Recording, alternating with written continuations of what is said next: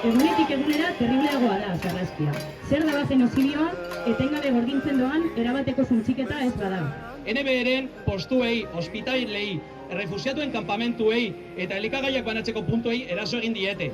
Horrek izen bat dauka, genozidio. Herritarrak dira sarraskituak, beren lurretik erauziak, desplazatzera behartuak, azpiegitura oinarrizkoak suntsituta, goseak hiltzen, egarriak itotzen, elikagai bila joandakoak, pirokatuak, bombardatuak, gau eta egun bombardatuak.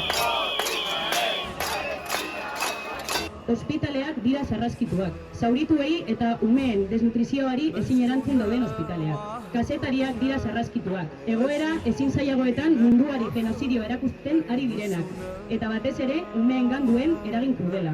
Umeak dira sarraskituak, Palestina da sarraskitua. Sarraskiaren aurrean, jarrera irmo hartzen ez duena, sarraskiaren konplizea da. Horregatik eskatzen diogu alderdiei eta erakunde politiko guztiei Gazako genozidioaren aurrean jarrera irmoa har dezatela. Munduaren begien aurrean ari da Israel.